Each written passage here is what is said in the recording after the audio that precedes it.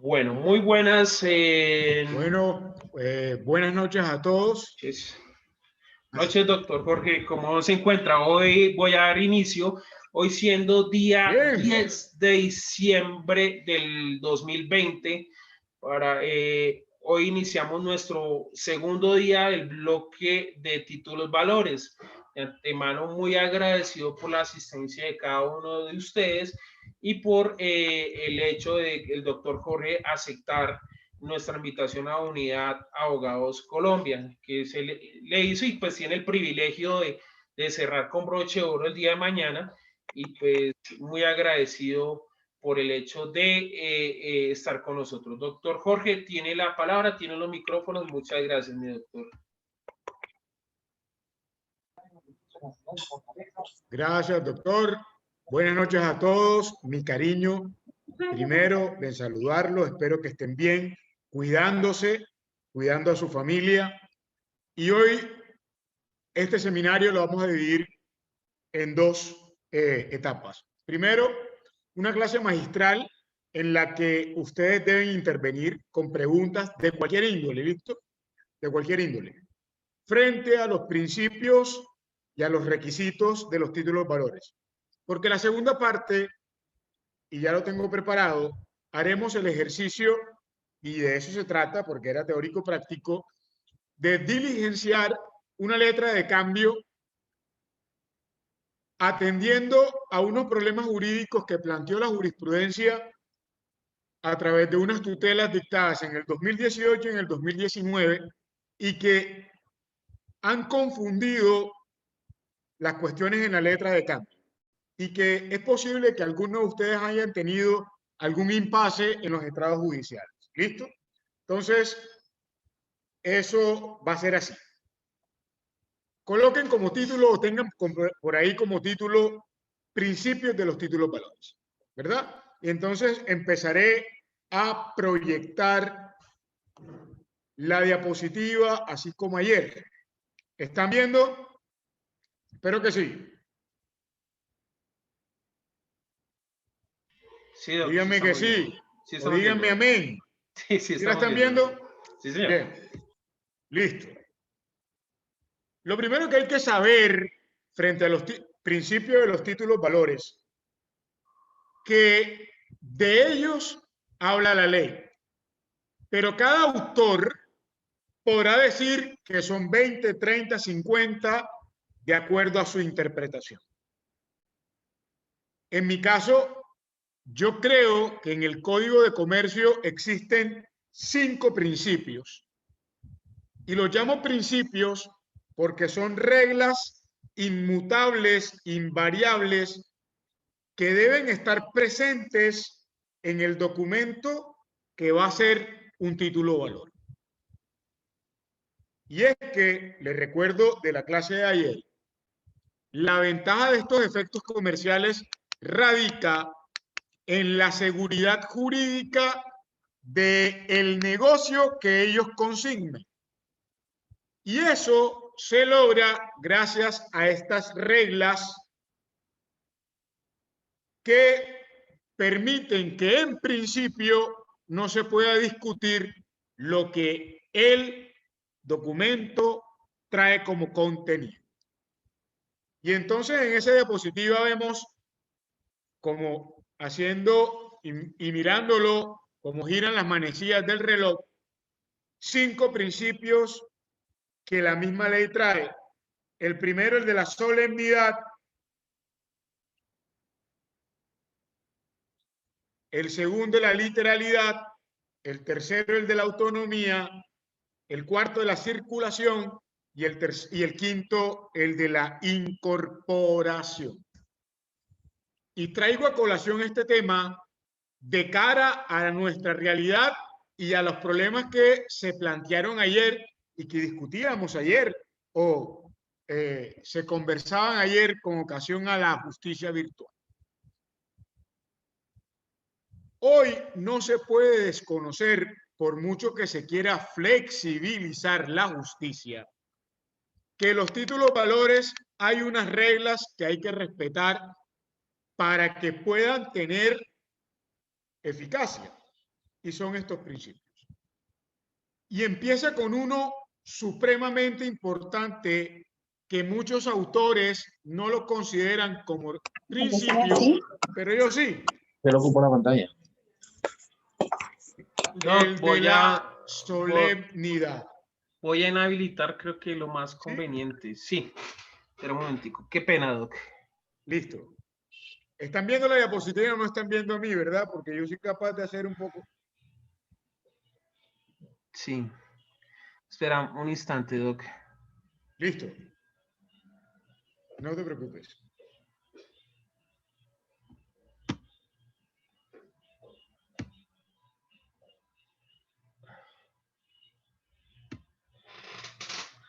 Doc, en este momento le estoy solicitando que reactive el audio porque ya están inhabilitados todos.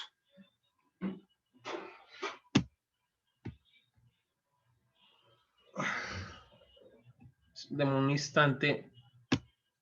Doctor Jorge. Creo que ya Digan todos. todos sí.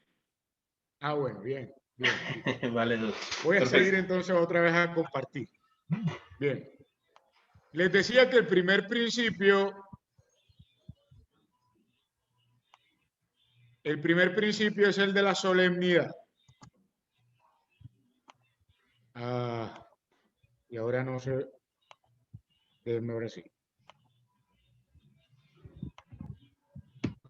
Ventana app, aquí está. Solemnidad. Vamos a subirlo un poquito. A nosotros nos han enseñado en el derecho y el mismo ejercicio profesional que algo es solemne cuando se debe cumplir unos requisitos. Este principio aparece en el artículo 620 del Código de Comercio y dice que el título valor será eficaz siempre y cuando cumpla los requisitos que la misma ley ha indicado. Ojo, nos está diciendo que necesariamente, y ayer habíamos hablado, que los títulos valores son solemnes y ahora estamos viendo por norma positiva que habrá que cumplir unos requisitos. Y aquí voy. Imagínense la importancia de este principio que dice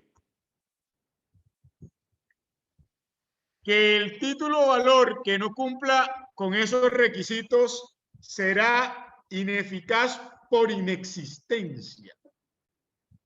Y es que a diferencia de lo que sucede en el civil, en el derecho comercial debemos recordar que sí existe algo que en civil nunca se ha dado y es la inexistencia de los actos o negocios jurídicos. Y es que en civil se habla de nulidades, pero en comercial, en ese afán que siempre ha tenido el derecho comercial de apartarse de los civilistas, hablamos de eficacia o ineficacia, inexistencia o existencia. Y entonces el artículo 620 nos dice, ojo, si el título o valor no cumple con los requisitos que trae la ley, el título o valor no producirá los efectos, es decir, ineficaz.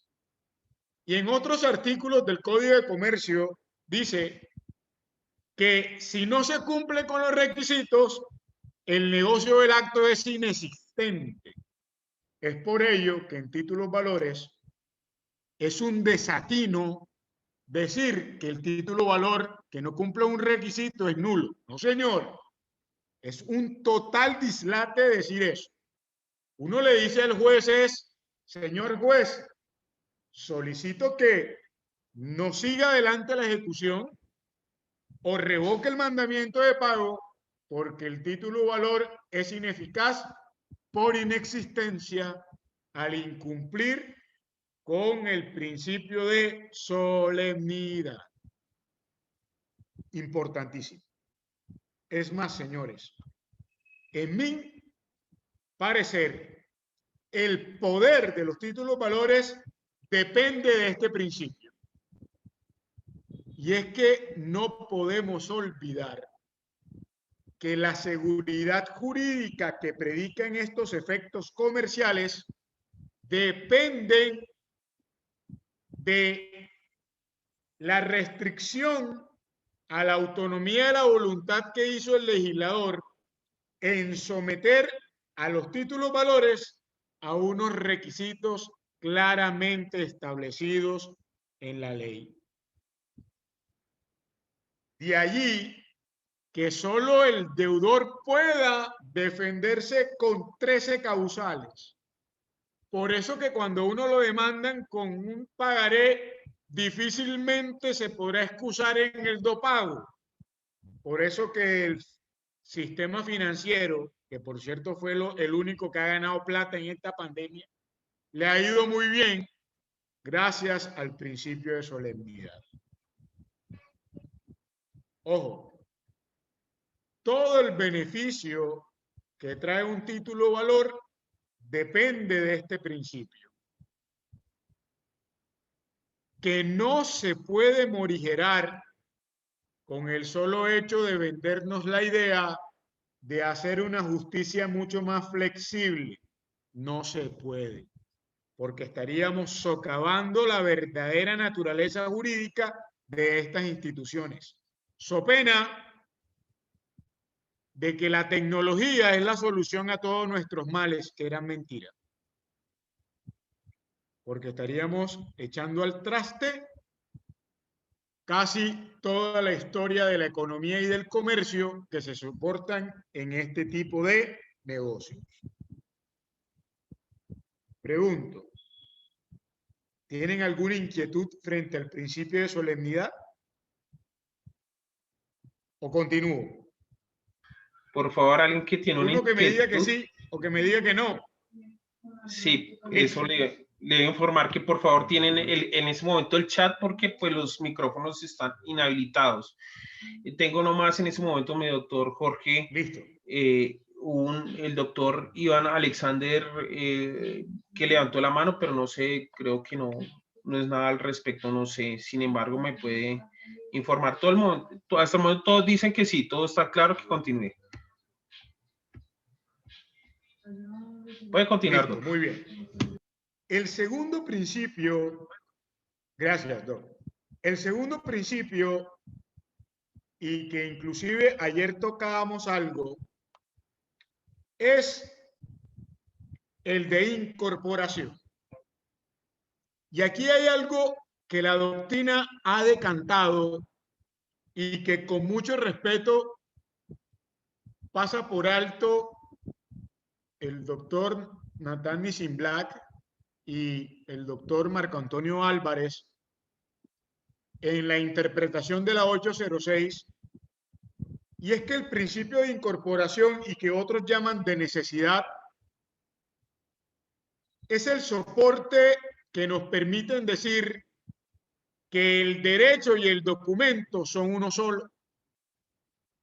Y es que la doctrina es tan pacífica que no hay discusión en ninguno, ni en Ramiro Rengifo, ni en Bernardo Trujillo, ni en Henry Becerra, ni en cualquiera que escriba frente a la existencia de este principio que explica y obliga que el título valor debe tener un contenido, la obligación cambiaria, y que ese contenido, al introducirse, se convierte en una sola cosa con el documento. Aquí voy. Si usted tiene una hoja en blanco o tiene un archivo de Word en blanco, no tiene nada. Pero si empieza a escribirle, ya sea a mano, ya sea en su ordenador, y le va introduciendo algo, ya dejó de ser una hoja en blanco o un documento en blanco y se transformará en lo que usted quiera darle, a lo que usted quiera darle vida. En este contexto, un título valor. Y es que allí se diga que el principio de incorporación se manifiesta en dos cosas: el contenido y el continente. Cuando hablamos del continente, nos referimos al documento. Y se acuerdan ayer en la clase que hablábamos de los soportes documentales y los tipos de títulos, ya sea electrónico, desmaterializado o tradicional, en el soporte.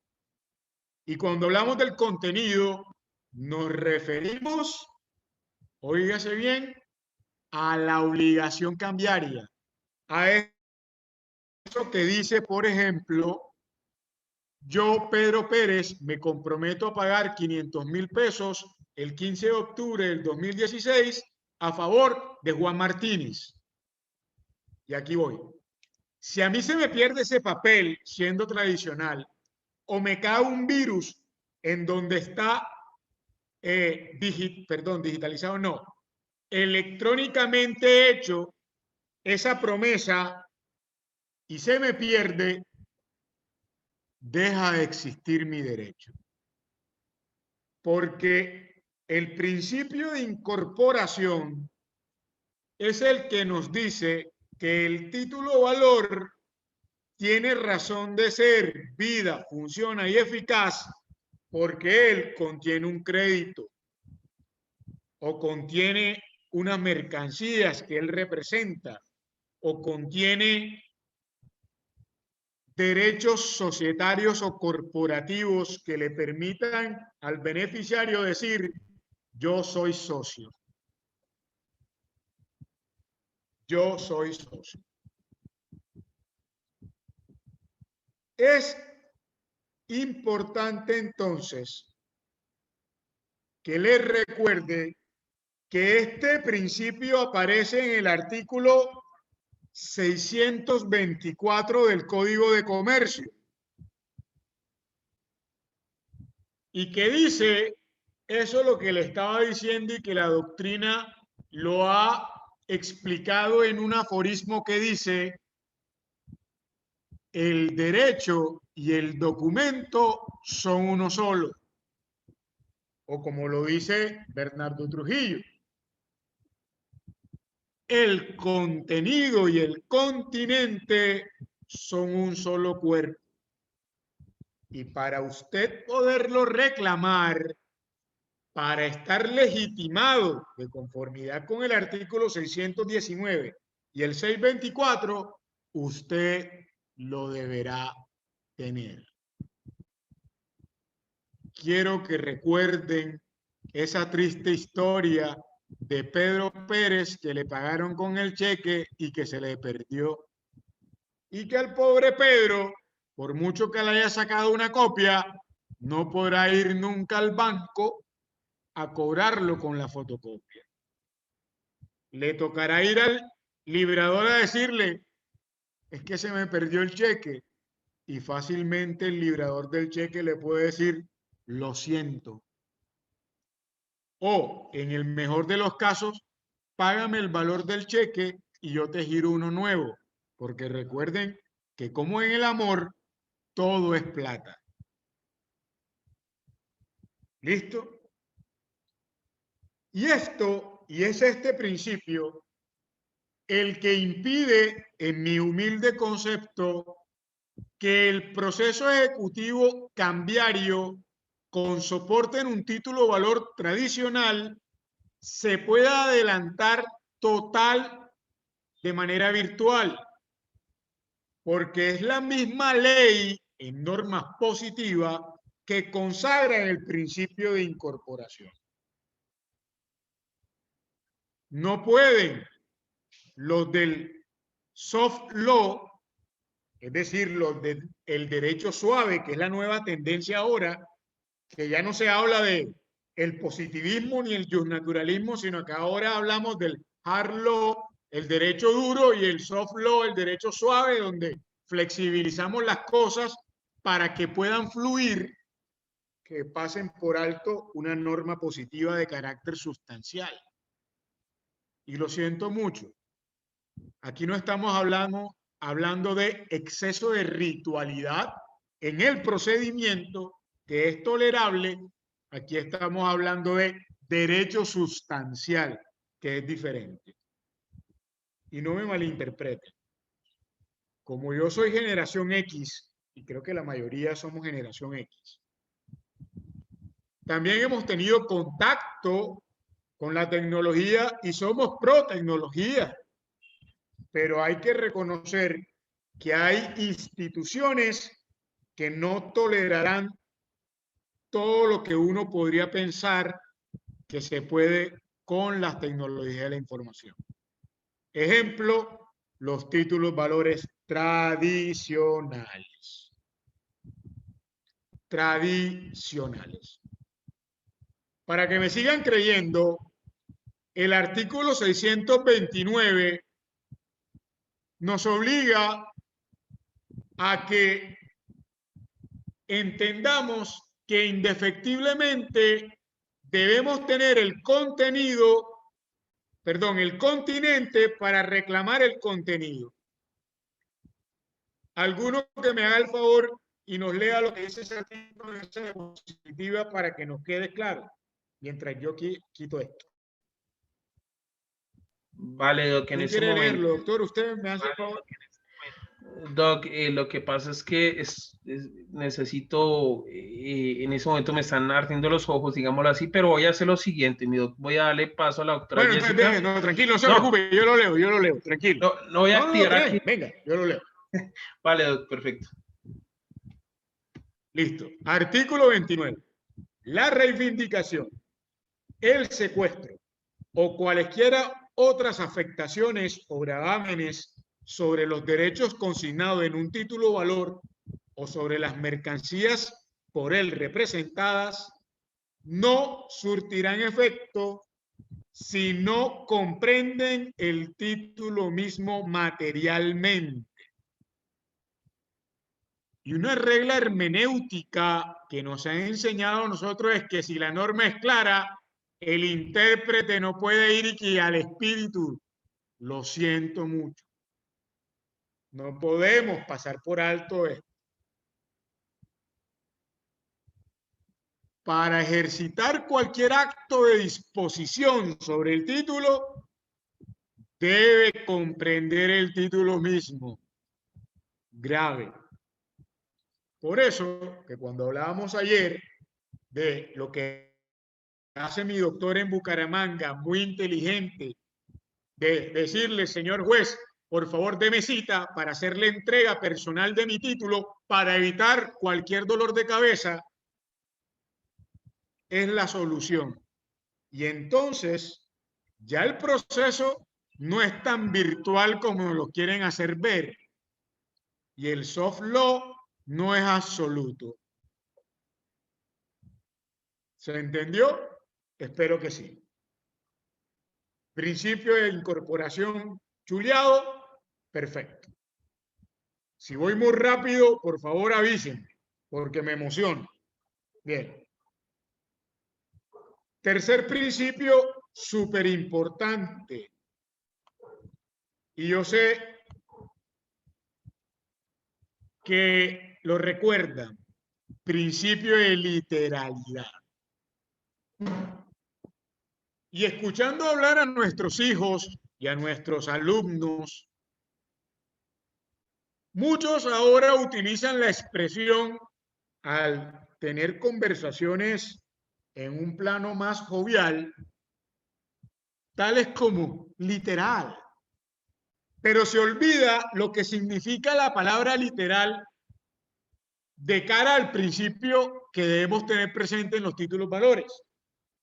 Y es que recordemos que literal significa que estamos citando lo que un texto expresa y de manera exacta. Que no hay discusión de lo que él quiere decir.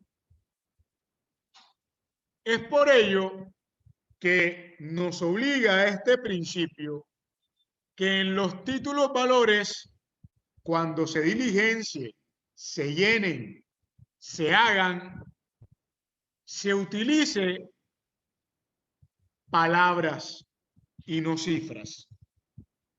Porque no existe un principio de numeralidad, sino de literalidad. Es decir, que nos debemos atener a lo que se escriba en palabras como contenido en el título. Voy a ser claro. No es que no se pueda escribir en cifras, perdón, las cifras en número, sino que el principio de literalidad descrito en el artículo 619 y desarrollado en el artículo 626 nos hace una invitación a que de manera adecuada en los títulos valores usted escriba con palabras. ¿Para qué? Para que el deudor, que es en principio el quien tiene que hacer el título, quede obligado a su tenor literal. A su tenor literal. ¿Están viendo la imagen? Yo sé que está mal escrita, pero literalmente esos son unas pantuflas. Espero que la hayan viendo y hayan entendido ese mal chiste. Pero vayamos a la norma. Y es el artículo 626 que dice claramente la presencia de esta regla. La repito. Se sugiere por el legislador que el título valor, su contenido, esté elaborado con palabras. ¿Para qué? Para lo siguiente. Abro comillas, el suscriptor de un título quedará obligado conforme al tenor literal del mismo, a menos que firme con salvedades compatible con su esencia. Cierro comillas. Trayendo a colación una consulta, una inquietud de una de las participantes, creo que también era mi doctora de Bucaramanga, en el que no se diligenció una letra de cambio con espacios en blanco en los formatos que todos conocemos,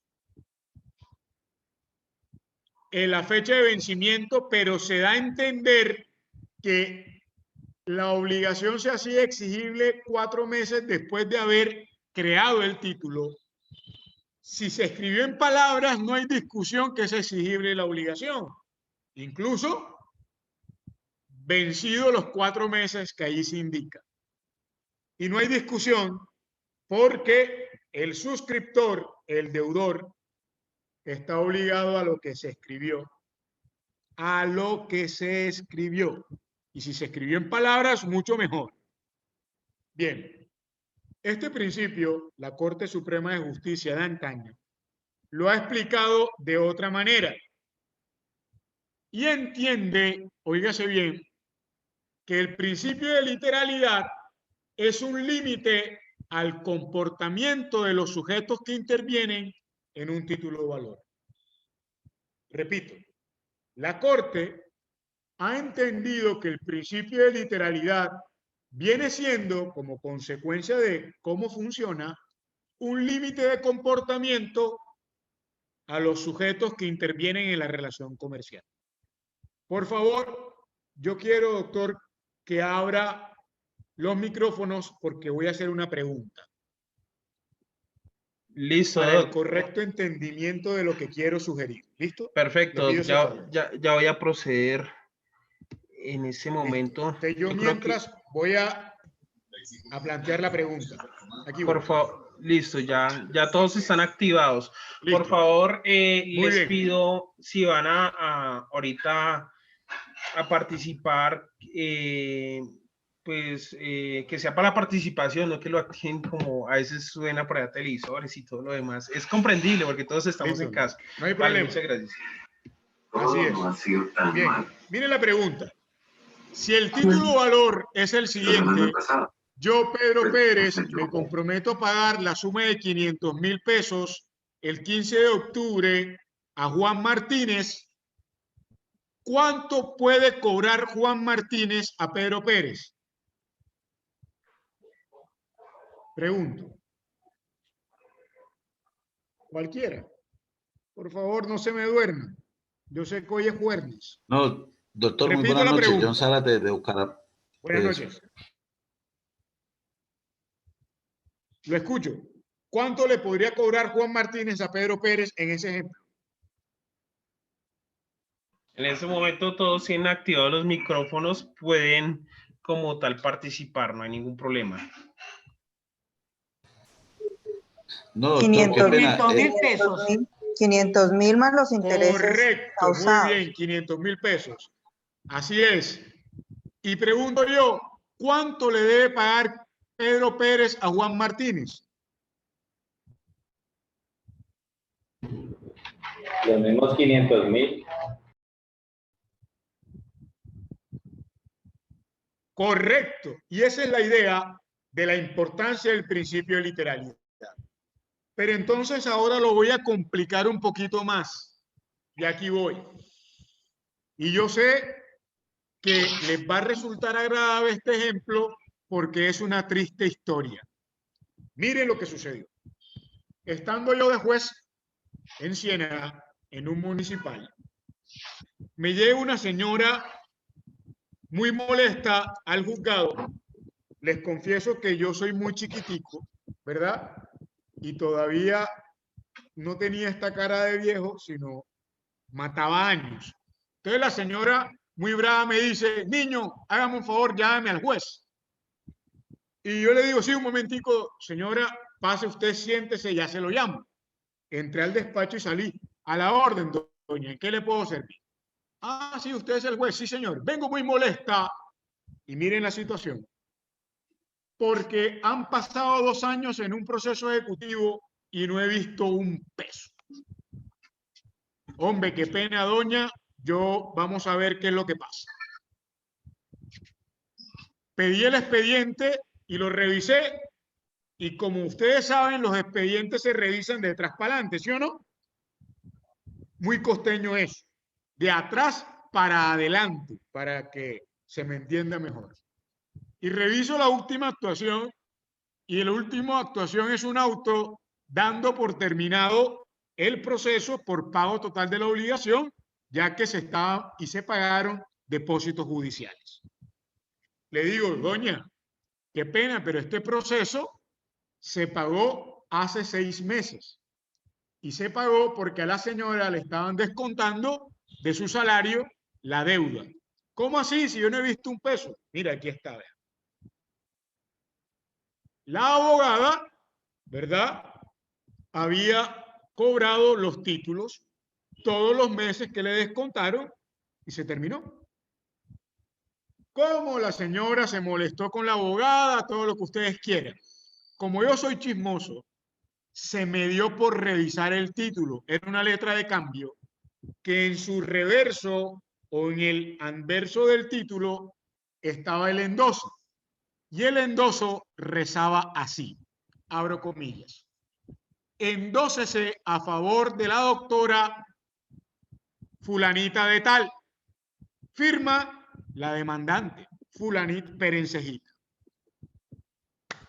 Le digo yo, doña, qué pena. Desde el punto de vista comercial no hay nada que hacer. Les pregunto, ¿por qué no había nada que hacer en este caso, utilizando el principio de literalidad? ¿Quién me dice?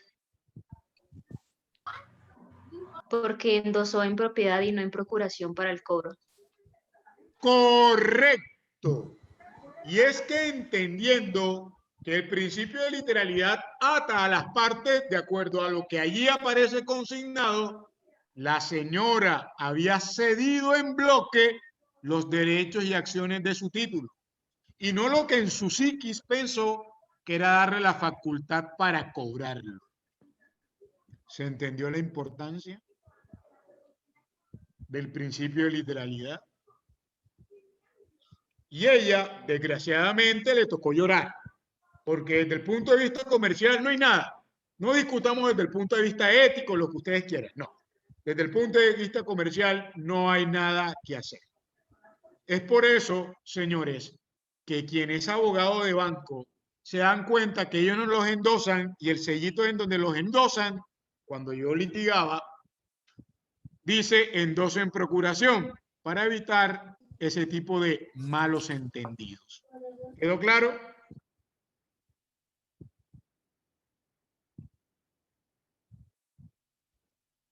Creo que sí, ¿verdad? Bien. Vamos a otro ejemplo del principio de literalidad que sucede mucho y tiene que ver con las diferencias. Y entonces en el artículo 623, ya conocíamos de antaño, nos dice que si existen diferencias entre palabras y cifras, valdrá o se debe tener en cuenta el menor valor en palabras. Acompáñenme a ver esta triste historia. En el ejercicio profesional uno observa tantos y tantos problemas que en una letra de cambio, arribita donde siempre tienen los números, colocaron $50,000 y en donde dice palabra escribieron 5 millones de pesos. ¿Quedó claro? Ahí el cliente sufrió un infarto. Por eso, de mi parte, viene la siguiente experiencia y consejo. El que debe llenar, dándole las respectivas instrucciones, siempre debe ser su cliente. Nunca se les ocurra a ustedes llenarle al cliente el título valor, porque si él se equivoca, es su plata. Porque si nos equivocamos nosotros los abogados, respondemos disciplinaria y económicamente. Recuerden eso. ¿Quedó claro? Pero voy a plantear un caso que sucede mucho. ¿Qué tal que las diferencias se den entre cifras y cifras? ¿Qué piensan ustedes? ¿Cómo se solucionaría ese entuerto, para no llamarlo chicharrón? ¿Qué piensan? Tienen los micrófonos, señores.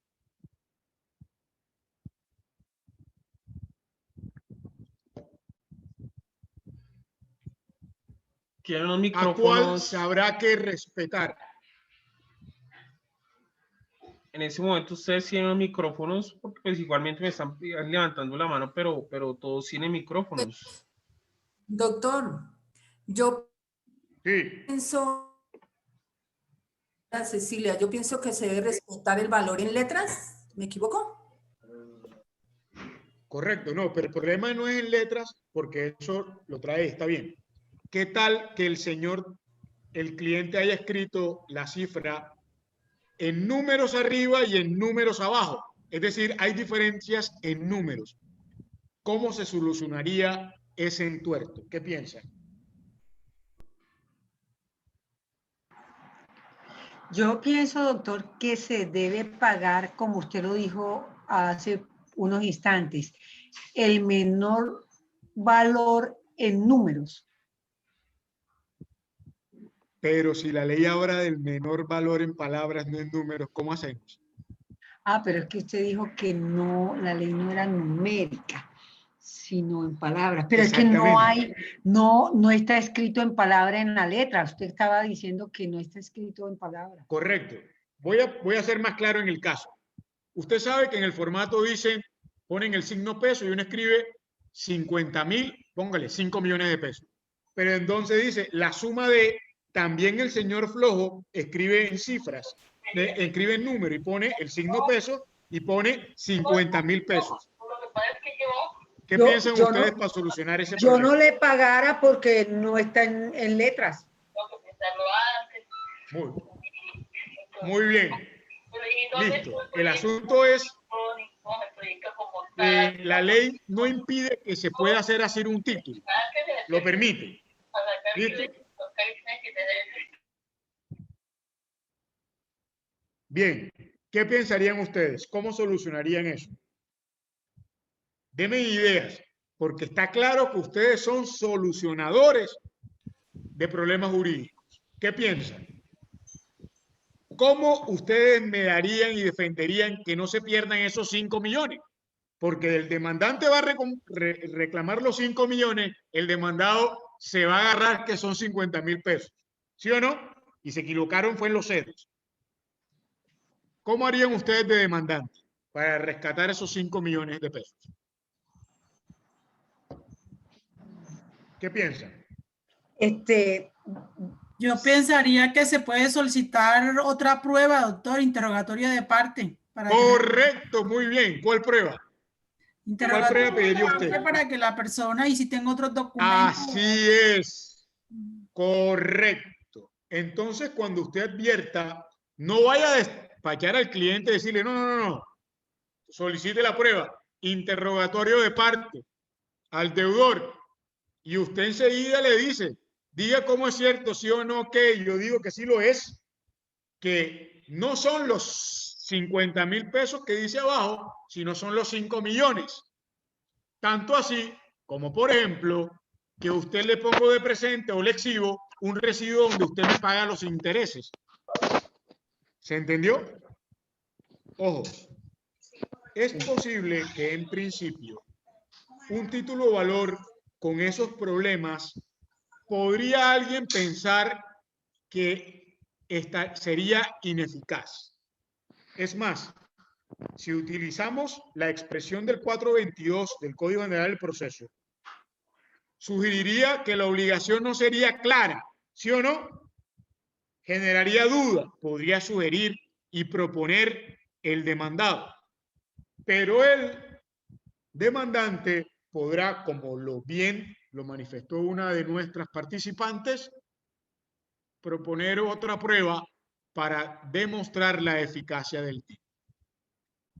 Es decir, que en principio el juez no puede someter ese control, debe ser la parte, porque en últimas, escribir en números es totalmente válido en los títulos valores.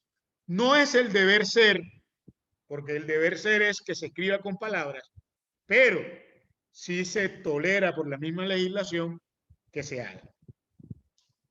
¿Quedó claro lo que pretendo dejar planteado? ¿Sí? Doctor, buenas noches. Sí. Buenas noches, dígame. Doctor, mire le explico. El señor cuando suscribió el título se llamaba Manuel y el señor ahora se cambió de sexo, se llama Manuela y se cambió de género. Lo único que mantiene, o sea, el señor cuando se llamaba Manuel, ahora se llama Manuela. Entonces la pregunta, ¿cómo se hace para demandar ahí a Manuel si ya Manuel no existe, si no existe Manuela? Porque él se cambió el documento y los bienes los puso ahora a nombre de Manuela. Gracias, doctor. Muy buena pregunta. Listo, y le voy diciendo eso. Manuel y Manuela es un solo ser, ¿sí o no? Es más, y le puede demostrar al juez que Manuel o Manuela no son dos personas diferentes. Lo que pasa es que el género cambió, pero él, siendo Manuel, suscribió un título valor eficaz, tanto que ahí está su firma como demostración objetiva que habiendo sido varón, suscribió el título. Hay una demostración objetiva de obligarse. Y es que el ser humano es ser humano, llámese Pedro, llámese Juan. Y el que es sujeto de derecho es el ser humano, no el género. ¿Sí o no? Así que para mí no había ningún impasse. Es sí, más, doctor, como únicamente cambió de razón social. Y hablamos de ciencia ficción. Exactamente, así más o menos. Es más, ahora con este cuento de que hay seres sintientes, no se extrañen, muchachos, que el río Magdalena sea sujeto de derecho, porque ya lo es. ¿Oyeron? El atraso no ya es sujeto de derecho. Que el oso Pancho, ¿cómo? El río Atrato fue declarado por la Corte Constitucional. Doctor Gabriel Moreno. El río Atrato fue declarado sujeto de derecho. Claro. Exacto. Entonces no se extrañen en un futuro muy cercano que quien firme sea un robot.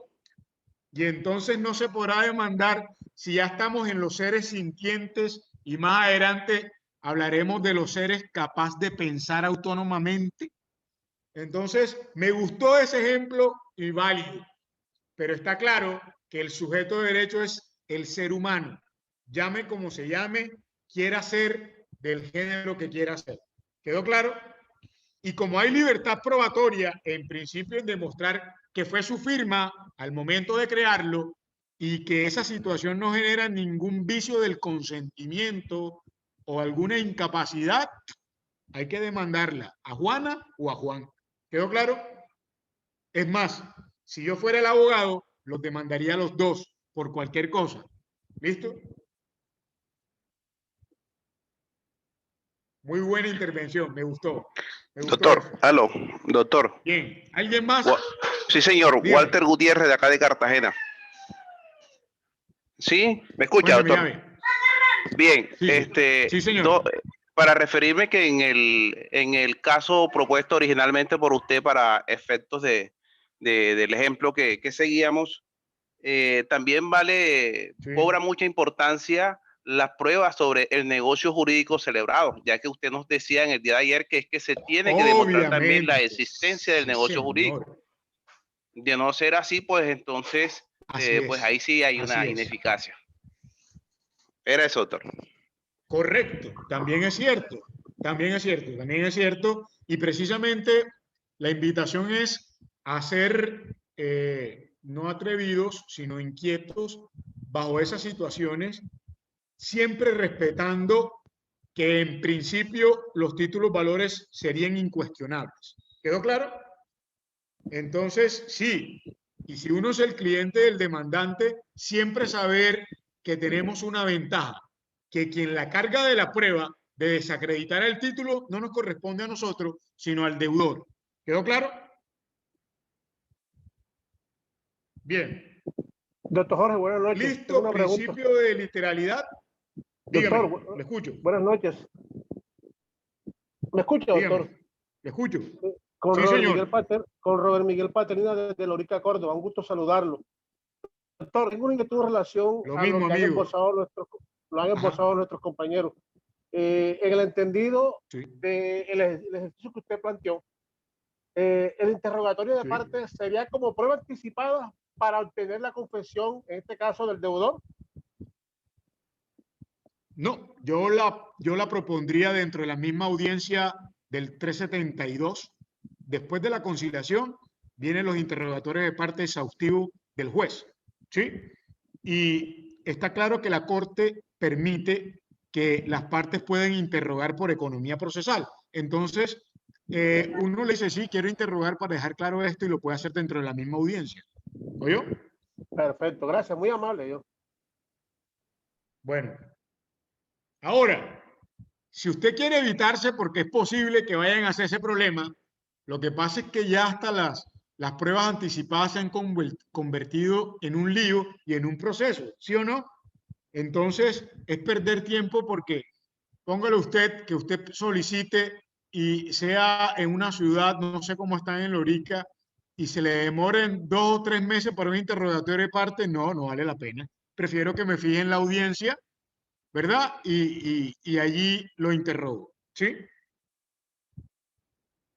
Gracias, doctor, muy amable. Bien. Listo. No, a usted, amigo. Seguimos entonces, y aquí viene el problema. Principio de autonomía. Y digo el problema porque este principio, dice la gente que sabe, fue consecuencia de la intervención del régimen anglosajón en el derecho comercial colombiano. Pues este principio dice, y así lo explicó Valencia Copete en sus clases del externado, que es el que dice que el título valor vale de por sí y ante sí. Repítanse ustedes mismos. El título valor vale de por sí y ante sí. ¿Qué quiere decir eso? Que hay un desprendimiento del título valor al negocio causal que le dio vida. Lo que la doctrina llama el negocio causal subyacente. Los gringos piensan que el título valor es una obligación originaria que no depende del negocio anterior, sino que cuando él surge ya tiene que desprenderse. Y ese allí, señores, en donde viene la mayoría de conflictos jurídicos. Y se los voy a plantear para que me entiendan con un caso muy feo y que conocí yo como juez del circuito. En cierto pueblo del Magdalena, un cierto alcalde, ya al finalizar su mandato, empezó a suscribir cheques con cargo a la cuenta corriente del municipio y lo transfería o lo endosaba a unos terceros. ¿Para qué? Para que esos terceros, en virtud del principio de autonomía, pudiera iniciar sendos procesos ejecutivos no ante la jurisdicción administrativa, sino ante la jurisdicción ordinaria civil y poder hacer algún tipo de chanchullo en virtud del principio de autonomía. Y lo más grave es que al juez del circuitico, al advertir esa situación, se abstuvo de librar mandamiento bajo el entendido de que no podía pasarse por alto que uno de los sujetos cambiarios era una entidad de carácter público y que por ende tiene recursos públicos y por ende está sometido a ritualidades que el ciudadano de a pie no tiene por qué cumplir. Apela en la decisión y va al tribunal y el tribunal le revoca el circuito. No le voy a decir quién es, pero le está hablando, ¿verdad? Y como se convocó, óigase bien, a el Ministerio Público y se convocó a la Agencia de Defensa Jurídica del Estado a ese litigio, ellos presentaron una tutela. Llegó a la Corte Suprema la tutela y le dijeron al tribunal, señores, por mucho principio de autonomía que rigen los títulos valores, tienen que saber la calidad de las partes y no pueden estar en igualdad de condiciones un ente territorial que cualquier parroquiano. Y está claro que aquí lo que querían con ocasión a este principio, saltarse las ritualidades propias de los pagos o negocios que con un título valor debe hacer un municipio. Y confirmó la decisión que había emitido el juez del circuito. Ojo que estoy explicando el abuso del principio de autonomía y la importancia de cara a lo que cómo él debe funcionar en un título valor. Ojo, hay un desprendimiento total del negocio que dio vida. Tanto que si el título circula y está en blanco, se presume que el tercero, ajeno al negocio que dio vida, podrá diligenciarlo y se presumirá que lo llenó o lo completó de acuerdo a las instrucciones que pudo haber dado el deudor. ¿Vieron la importancia del principio de autonomía? Ojo con esto. Hay mucha gente que abusa del principio de autonomía y también sucede mucho en el sector privado. Ponen a circular el título para que el tercero ya no reclame los 10 millones que prestó, sino que pida 25 o 100. Y el tercero, óigase bien, y el tercero, como no se le puede aplicar lo del negocio causal subyacente, el mutuo de 10 millones, se enriquezca. Y es lo que sucedía muchas veces con muchas cooperativas, en donde terminaban cobrando de la plata, más plata a alguien que no era afiliado de su cooperativa, sino que había adquirido el título de valor por compra al primer beneficiario. Teniendo eso claro, permítame explicarle que también este principio tiene una doble manifestación. Una doble manifestación. La primera, la que acabamos de ver, y es que el título se desprende, es autónomo del negocio que dio vida siempre y cuando circule. Y otro es que los deudores que suscriban el título de valor generan obligaciones independientes que una no decide sobre la otra. Aquí voy. En la praxis, los bancos y muchos de nosotros, como litigamos, desistimos de continuar la ejecución en contra del deudor insolvente y nos quedamos con el deudor solvente. ¿Se han tenido esa experiencia? Sí, señor. Bueno, pero imagínense que hay ciertos juzgados que desconocen esta situación y creen que en los títulos valores hay un litisconsorcio necesario. Y entonces se niegan a desprender a uno de los deudores del proceso ejecutivo, cuando eso no es así. Y es que, para que me crean de lo que le estoy diciendo, el artículo 627 dice lo siguiente: todo suscriptor de un título valor se obligará autónomamente las circunstancias que invaliden la obligación de alguno o de algunos de los signatarios no afectarán las obligaciones de los demás. Señores, ese es el fundamento legal para que nosotros los jueces, sin necesidad de decir que haya que desistir, le diga: mire, yo no quiero continuar la ejecución contra Perencejo. ¿Por qué? Porque cada obligación es independiente y autónoma. Es más, yo sería tan atrevido de sugerir que no había que decir solamente: mire, no quiero continuarla, sin explicarla. Porque solamente quiero que... Porque ese litisconsorcio que uno arma en la demanda es facultativo, por virtud de la ley. ¿Quedó claro?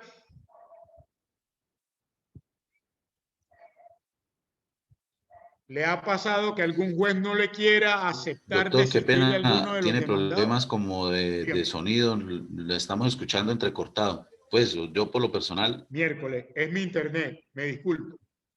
Pero ahora sí me escuchan bien. Sí, se le escucha bien, doctor. Se le escucha bien, doctor. Listo, reitero. Este es el fundamento legal que le permitirán a ustedes, en el cobro de una obligación cambiaria que tenga más de un deudor,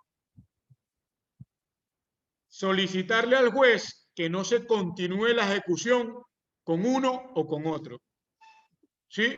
O se escoja a quién se demanda y a quién no, porque en títulos valores ese litis o ese litisconsorcio es facultativo como consecuencia de la manifestación del principio de autonomía. Bien, listo. Solamente voy a explicar esto porque el de circulación no tiene ningún problema jurídico que valga la pena tocar. Una preguntita, doctor. Una preguntita, doctor. Dígame. Doctor, habla Gabriel Enam. Mire, a mí me presentó una situación. ¿Quién es Gabriel? Sí, bien, mi doctor. Ajá. Con buena agua acá en Quito. Está lloviendo durísimo. Se me presentó una situación con un cliente. El cliente le sirvió de fiador, como decimos a nosotros, muy bien, a una persona. Ajá. Esa persona tenía, es decir, estaba laborando, pero esa persona tenía otros embargos en cola como uno dice. Sí, y así es. Esa cooperativa, en vez de demandar al deudor de la obligación, demandas al codeudor. ¿Pero cómo? Correcto, así es. Y lo que pasa es esto, y me devuelvo acá en las diapositivas, porque sucede mucho que la gente confunde a los deudores. A ver si está por aquí. No, está para acá. Y entonces quiero explicarles esto. En títulos valores, y perdonen que pase así, y si lo estoy incomodando, me disculpan, pero quiero llevar, aquí voy. Gracias a su pregunta, quiero que tengan claro que en los títulos valores hay codeudores y deudores solidarios. Correcto, esa era mi pregunta. Quiere decir que no son lo mismo ni son iguales. Es más, anteriormente la gente decía, yo no sirvo de fiador, pero ahora soy codeudor, como si fuera mejor ser codeudor que fiador, cuando es lo contrario. Y es importante que tengan claro esto, porque sucede mucho, que la gente siempre dice, o los demandados cuando ya se ven en el juicio, señor juez, pero es que yo no fui el que presté la plata. Ajá, mija, qué pena. Ajá, señor, qué pena. Lo que pasa que en títulos valores, eso de que usted no prestó la plata no sirve de nada. Es más, en gracia de discusión, usted le sirve ser mejor deudor solidario que codeudor. ¿Por qué? Por lo siguiente. El deudor solidario tiene la posibilidad de recobrar la porción que no le correspondería haber pagado si le tocó pagar. Es más, se subroga en los derechos del acreedor cambiario. Lo voy a plantear en un ejemplo. Volvemos y repetimos, mi doctor, esa partecita allí, repetimos, porque tiene la posibilidad que el deudor solidario, mi doctor, tiene la posibilidad de recobrar del deudor solidario, de recobrar la porción que no le correspondería pagar cuando canceló toda la obligación. Lo voy a plantear en un ejemplo. Pedro demanda a A y a B, a Alberto y a Beatriz. Ellos son deudores solidarios, es decir, se acompañan en la deuda. Pero la ley dice que si es deudor solidario, significa que tanto Alberto como Beatriz recibieron algún tipo de beneficio. Si la deuda son 100 pesos, si dividimos 100 pesos entre dos, Alberto y Beatriz debían pagar 50. Si Beatriz es la que paga los 100, ella se subroga en las acciones de el acreedor y le podrá recobrar siquiera los otros 50 a Alberto. Pero si usted es codeudor, es decir, Alberto y Beatriz son codeudores y el acreedor demanda a Beatriz y Beatriz es la que paga, Beatriz no puede recobrarle nada a Alberto. Para que me crean, veamos lo que dice la ley comercial. Miren lo que dice el deudor solidario. ¿Están viendo la diapositiva, señores? Está bien. La voy a leer. Listo, lo voy a leer. Dice el 632. Cuando dos o más personas suscriban un título o valor en un mismo grado como giradores, otorgantes, aceptantes, endosantes, avalistas, se obligará solidariamente.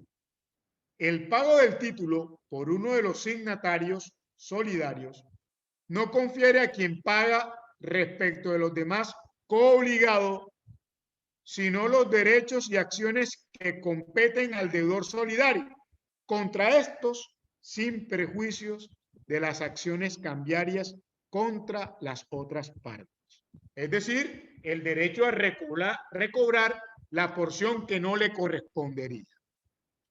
En cambio, el codeudor, según el inciso segundo del artículo 639 del Código de Comercio, dice lo siguiente: en ningún caso el suscriptor de que trata el inciso anterior podrá oponer la excepción de falta de causa onerosa contra cualquier tenedor del instrumento que haya dado por este una contraprestación, aunque tal hecho sea conocido por el adquiriente al tiempo de recibir el instrumento. Lo tengo resaltado porque la parte de arriba dice: cuando una parte a sabiendas suscribe un título valor sin que exista contraprestación cambiaria a las obligaciones que adquiere, las partes en cuyo favor aquella prestó su firma quedarán obligadas para con el suscriptor por lo que éste pague y no podrán ejercitar contra él las acciones derivadas del título. ¿Se entendió la diferencia y la grave consecuencia de ser codeudor? Sí, señor, sí, señor. Doc, en este momento... Es más, si ustedes me preguntan, dígame. La doctora Elizabeth Villamizar está levantando la mano, no sé si tendrá alguna duda, y hay unas preguntas en el chat, pero yo creo que las preguntas del chat las podemos hacer más tardecito. O de una, ¿no? Doctora Elizabeth, como usted desee, doctora Elizabeth, sí, la escuchamos. No, sí, sí. Vamos solucionando de una vez para que no quede en el aire. Los escucho. A todos. Doctora Elizabeth, ¿puede activar el audio? En este momento todos tienen audio. Bueno, creo que no. Entonces doctora vamos Elizabeth, le escucho. Un placer. ¿Me escucha, Doc? Sí, la escuchamos. Sí, señora. Es que tengo una pregunta. Habla desde la ciudad de Bucaramanga. Un deudor, un señor debía a la Fundación de la Mujer un dinero. El hermano no suscribió el pagaré, no suscribió nada, el hermano. El hermano efectuó el pago en la Fundación de la Mujer y la abogada, cuando el señor hizo el pago en el escrito de solicitud de terminación del proceso, dijo que el hermano era el que había hecho el pago y que le entregaran el oficio de desembargo del inmueble a él por haber efectuado el pago. Ahora el señor necesita desembargar ese inmueble porque está en trámite una sucesión y el hermano no le quiere entregar el título porque dice que él fue el que pagó, pero el hermano que pagó nunca suscribió el título. Mi pregunta es, ¿él puede retener ese oficio de embargo y repetir contra el hermano? Sí, y lo voy a decir. Sí, y le voy a decir por qué. Porque él, usted sabe que pagos por terceros, un tercero puede pagar una obligación de otra persona. ¿Listo? Sí, señor. Y entonces, como él es ajeno incluso a nada, él se suscribió en los derechos del acreedor. ¿Oyó? Se subrogó. O sea, el nuevo acreedor es el propio hermano. Sí, yo pensaría que la solución a esto es que le diga al hermano deudor, ¿verdad?, que ceda los derechos herenciales. Y es lo que va a hacer. Él le pagó la deuda al hermano para poder presionarlo y que le cedan los derechos herenciales. Sí, porque hay más herederos y van a iniciar divisorio. Entonces él quiere quedarse con el... Exactamente. O sea, él sí lo puede hacer. Correcto, y lo va a hacer porque él... Sí, sí, señor, porque él hizo ese pago y tiene derecho a devolverse. Por una fuente, hay una acción, enriquecimiento sin causa. Si bien no estaba en la obligación de haberle pagado, pero tampoco él debe asumir ese empobrecimiento. Entonces él puede recuperar la plata. Y lo más seguro es que lo va a recuperar en la sucesión. ¿Sí? Incrementando su posición como heredero y que el otro le ceda. Sí, señora. Entendido. ¿Alguien más? Muchas gracias. Por favor, hablen. Doctor, buenas noches. John Zárate desde Girón. Doctor, tengo una pregunta, es con respecto a lo que hablábamos ahorita de las cooperativas. Ellos acostumbran a llenar el pagaré junto con los intereses del crédito. Entonces, por ejemplo, presté 10 millones y me llenan el pagaré por 17 millones y los pasan al juzgado por 17 millones. Entonces, le van a cobrar más intereses de lo normal, ¿no? Sí. Entonces, ¿y qué acción puede uno hacer ahí? Yo ya he tenido varios y es muy difícil contra ellos. Correcto. Bien, eso se conoce como el anatocismo. Pero el anatocismo es permitido, ¿sí? Es permitido. Es permitido para los comerciantes, pero no es permitido para las entidades financieras. Como las cooperativas no son entidades financieras, ese tipo de prohibición no se les cobija. Pero sí hay una solución. Hay que recordar que las cooperativas tienen una finalidad. ¿Se acuerda cuál es la finalidad de las cooperativas o del derecho solidario? Sin ánimo de lucro. Beneficio común y sin ánimo de lucro. Correcto. Entonces uno podría argumentar y decirle al juez, señor juez, aquí hay capitalización de intereses, ¿verdad? Lo capitalizaron. Pero esto no va de la mano del sistema solidario o del derecho solidario que propugna el desarrollo económico y social de los miembros de la cooperativa. ¿Sí? ¿Cómo va a ser que nos van a empobrecer sabiendo que si a mí me prestaron, porque lo más seguro que hay pruebas, me prestaron tanta plata y están en los recibos, me capitalizaron los intereses, ¿qué tipo de solidaridad va a haber ahí? ¿Sí? Sería un argumento. Sería un argumento para tumbar. ¿Listo? Ahora, otro argumento sería que el negocio causal subyacente daba que el crédito era tanto. Y es posible que capitalizaron intereses, y el artículo 884 dice, quien cobró intereses de usura perderá perderá lo que pretende cobrar y devolverá doblado los que ya cobró. Entonces, esa sí es una excepción muy fuerte que le puede decir al juez, señor juez, está bien, yo sí debo esa plata. Pero aquí cobraron intereses que sobrepasan la usura, se lo voy a demostrar. Y si bien no se afecta la eficacia del título, yo les pagué unos intereses de más, me lo tiene que devolver, y pretende cobrar, los pierde, así que podemos, y que se haga a través del juzgado, compensar obligaciones, y ahí tiene una solución. Doctor, ¿y en qué etapa procesal, le habla Gabriel Pina desde aquí, desde Cali, en qué etapa procesal sería que se aborda este tema? Sí. Muy bien. En principio, yo lo propondría, ya sea dentro de los 3 días como recurso de reposición en contra del mandamiento de pago y como excepción de mérito dentro de los 10 días siguientes. ¿Sí? Pero aquí voy.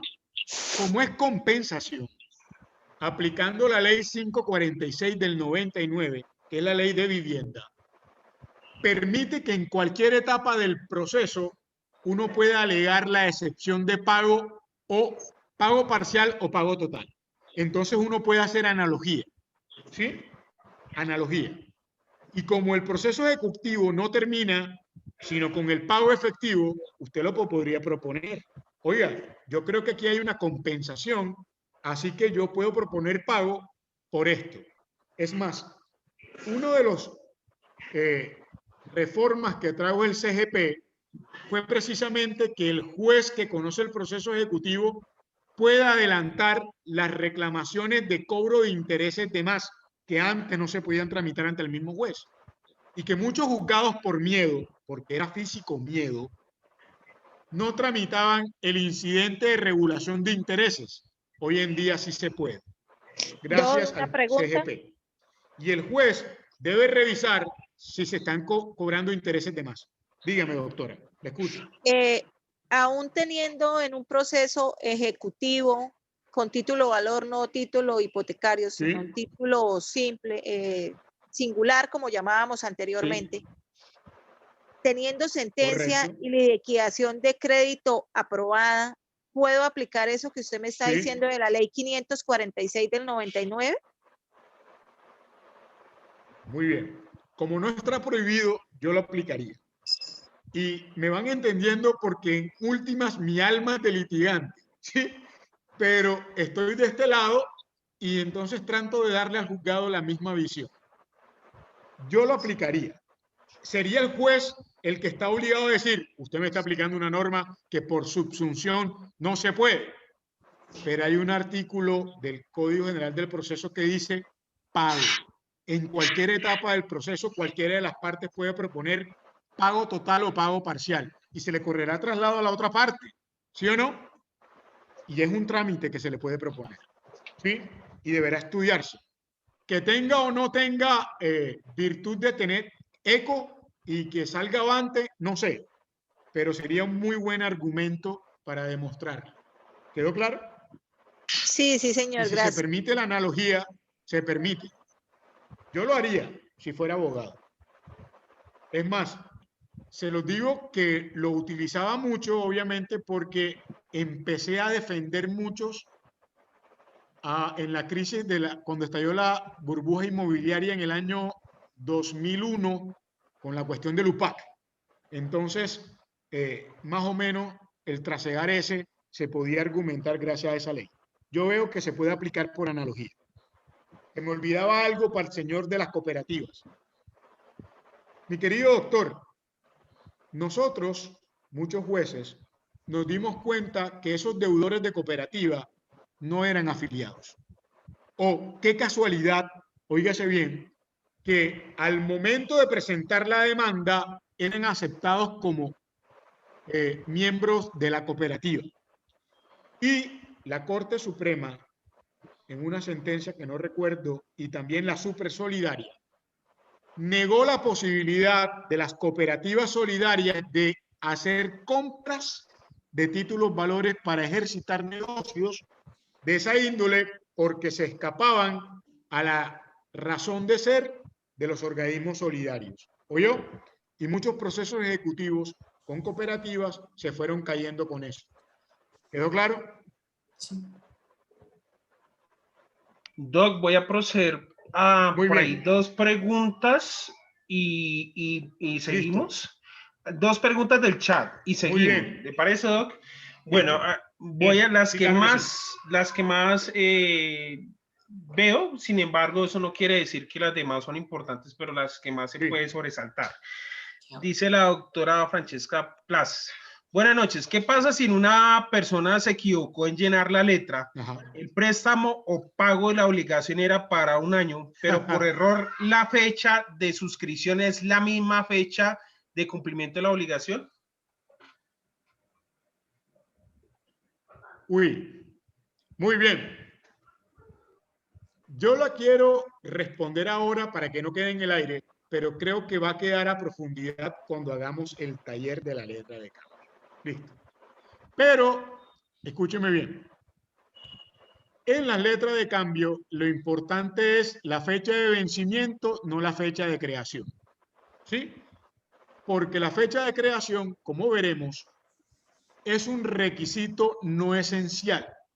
Es decir, que esté o no presente no afecta la eficacia del título. Tanto es así que si por algún error las partes guardaron silencio, la ley asume que la letra de cambio o el título valor fue creado al momento en que fue entregado, anterior a la fecha de exigibilidad. ¿Sí? Es decir, que la que importa es la fecha de vencimiento, la otra no. Ahora, el problema es que una fecha de la fecha de creación sea sea posterior a la fecha de exigibilidad. El problema es que cualquiera le va a decir que hay falta de claridad en la obligación cambiaria. Pero habría que contraargumentar que la que importa en últimas es la fecha de exigibilidad, porque es la forma de vencimiento. ¿Quedó claro?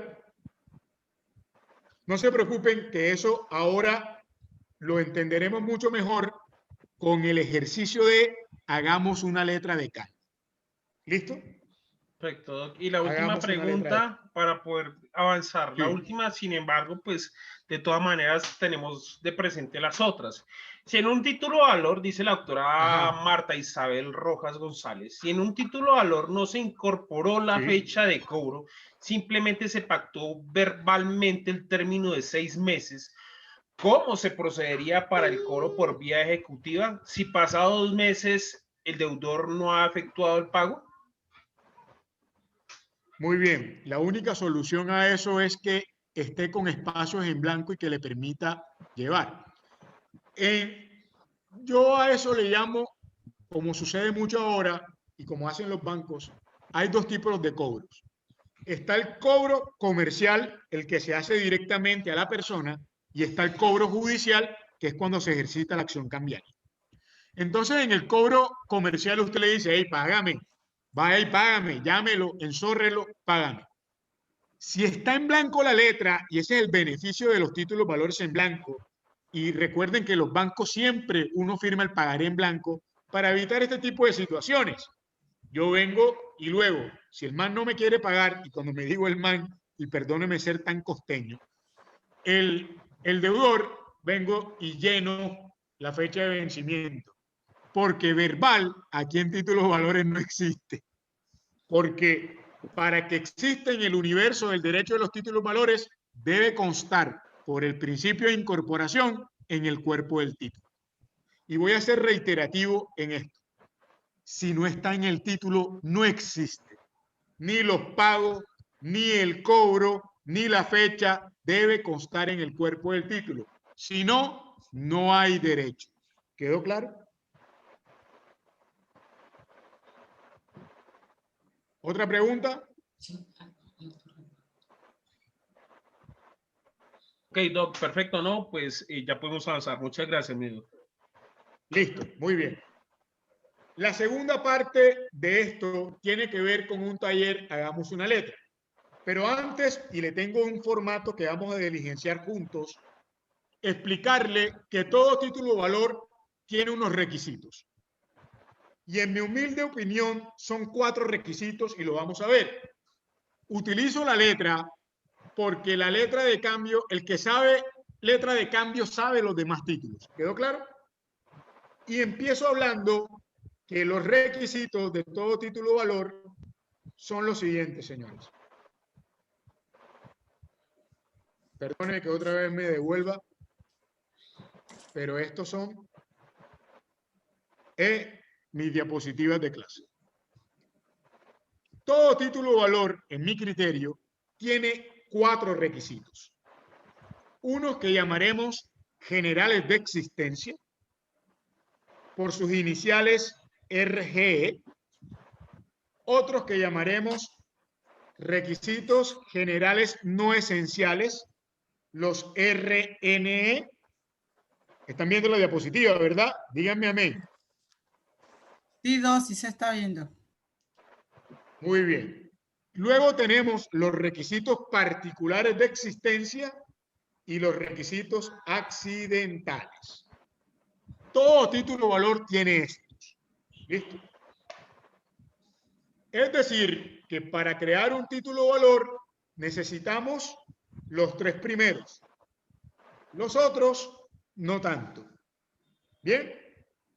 Pero los más importantes son los generales de existencias y los particulares de existencia. Y como su nombre lo indica, la eficacia del título o valor dependerá de ellos. Porque los no esenciales, como su nombre lo indica, no se requieren, pero están allí, y los accidentales menos. Voy a explicarlo uno por uno y luego profundizamos cuáles son.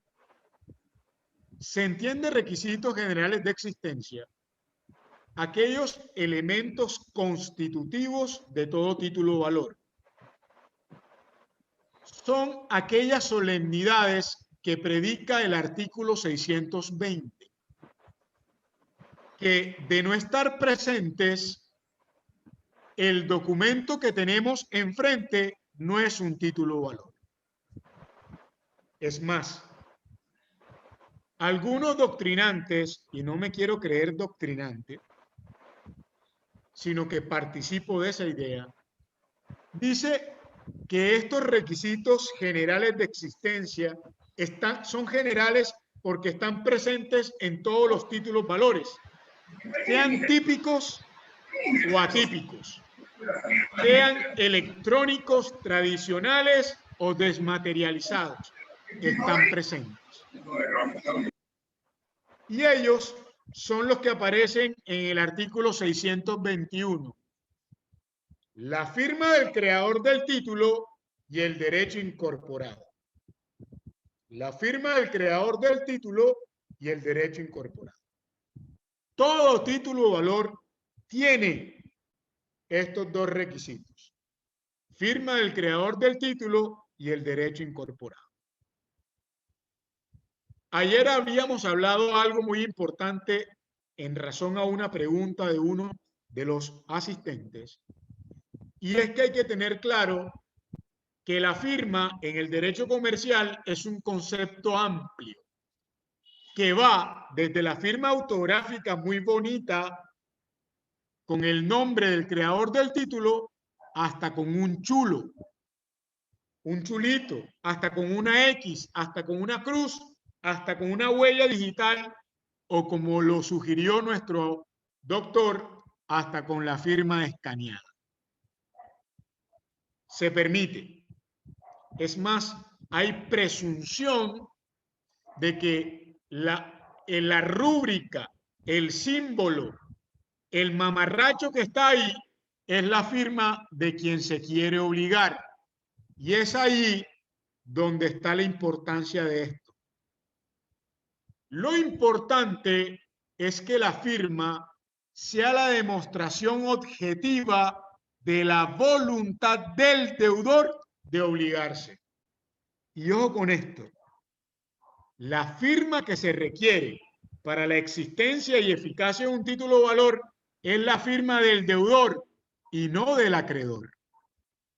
Y es que muchos títulos valores tienen el error de que hay más de un demandante firmando el título. Bueno, ¿y esa vaina qué es? Y perdónenme lo coloquial costeño. Y es que la ley solamente requiere el símbolo que demuestra objetivamente que el deudor quiere obligarse en ese título o valor, la firma del deudor. El otro requisito esencial, mis queridos doctores, es el derecho incorporado. Y de él solamente debemos decir que es la obligación cambiaria, que debe conformar eso que ya habíamos hablado, llamado el contenido del título. Y aquí voy con algo importante. El derecho incorporado puede estar al momento de la creación del título o quedará en suspenso cuando el título o valor queda con espacios en blanco o es en blanco. Lo que nunca habrá de faltar es la firma del deudor cambiario. Es por eso que cuando uno va al banco o cuando le quieren dar en Éxito o en Almacenes Olímpica o en cualquier gran superficie una tarjeta de crédito, le ponen a firmar nada más un pagaré con espacios en blanco. El derecho incorporado quedó en suspenso y solamente se diligenciará al momento de la exigibilidad, al momento que usted se caiga en la cuota. Pero lo que nunca habrá de faltar es la firma del deudor. ¿Se entendió esto de requisitos generales de existencia? Voy acá. No, no voy acá. Voy acá. Estos son tan importantes que incluso en los títulos valores electrónicos están presentes. Y como le decía en la clase de ayer, eso se soluciona con la existencia de firmas digitales y firmas electrónicas y, en gracia de discusión, en las firmas digitalizadas o escaneadas. Pero también, oígase bien, permite que existan títulos valores atípicos, cosa que la Corte Suprema no acepta y que muchos doctrinantes no aceptan. Pero hay otra corriente que dice que sí, y yo participo de esto, es que hay documentos que son títulos valores y que no aparecen descritos en el Código de Comercio. Como por ejemplo, el boleto ganador de una lotería. Si ustedes han leído el formulario del baloto, al final dice que esto es un título valor y las reglas a él sometidas serán las de la letra de cambio. Si tienen uno allí, más tarde hagan el ejercicio y se darán cuenta que si usted se lo gana, usted tiene un título valor atípico. ¿Por qué? Porque tiene la firma del creador del título, que es la empresa Baloto, y tiene el derecho incorporado, el premio. ¿Se entendió? Y en el Código de Comercio ni en ninguna ley se dice la existencia de un título valor llamado el boleto ganador de una lotería. Pero como cumple con estos dos requisitos esenciales, la ley lo entiende como un título valor atípico. Espero que haya quedado claro eso allí. Bien, ahora me voy a explicar los requisitos particulares. Sí, perdón, que me huele. Bien. Abran micrófonos porque quiero que se entienda lo que voy a explicar. ¿Por qué esa flor es particular? La están viendo, ¿verdad? Por el color, por la clase, por el altura y color. Correcto. Y el color, la altura del tallo, ¿vienen siendo qué cosas? La diferencia. Correcto, pero además viene siendo una palabra. La incorporación. Correcto, características. Significa que los requisitos generales particulares de existencia son las características que hacen único al título valor. Son elementos particulares, especiales y esenciales que hacen de la letra de cambio algo diferente del pagaré. ¿Sí? Y es la misma ley quien desarrolla, trae los requisitos particulares o esas características particulares que hacen a la letra de cambio una letra de cambio. Y lo vamos a conocer. Y el artículo 671 del Código de Comercio trae en sus numerales 3 requisitos particulares. Pero de una vez voy a decir, perdón, 4 requisitos particulares. Aquí están. 4 requisitos particulares. Pero en verdad, la letra de cambio tiene 6 requisitos. 2 generales de existencia y 4 particulares. Son esos que están allí. Pero como aquí se aprende es dañando, voy a dejar de compartir las diapositivas y voy a compartir con ustedes un formato en blanco de las letras de cambio que están en el mercado judicial y comercial. Permítanme, pido excusa por dejar de compartir, porque vamos enseguida a la práctica. ¿Listo? Con ocasión a unas sentencias que les voy a mandar ahora acá, porque generó, óigase bien, conflictos en el derecho comercial. Dejé de compartir, ¿verdad? Sí, sí, señor. Muy bien. Y ahora voy a compartir, ¿están viendo un formato de letra de cambio? Sí lo están viendo, ¿verdad? Sí, señor. Sí, señor. Perfecto, doctor, perfecto. La idea es que vayamos a llenarlo, a llenarla conforme a lo que dice nuestra legislación. ¿Para qué? Para que, vuelvo y le digo, usted guía al cliente en cómo debe llenar la letra de cambio y así evitarnos sorpresas, no solamente a nosotros, no solamente al juez, sino malos o sin sabores en el proceso ejecutivo cambiario. Bien. Quiero explicarles, señores, que la letra de cambio desde su origen tiene la estructura de una carta. Es más, dice la gente que sabe que el origen de la letra de cambio era lo que en la Alta Edad Media, en la península itálica, en Venecia, se llamaba la litera. Y litera en italiano es carta.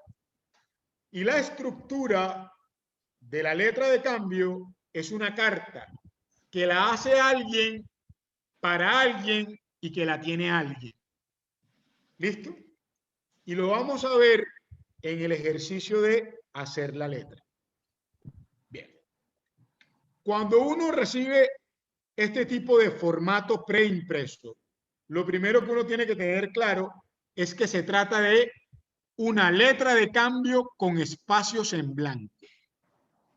Se trata de una letra de cambio con espacios en blanco, que es perfectamente válido, admisible en Colombia en virtud del artículo 622.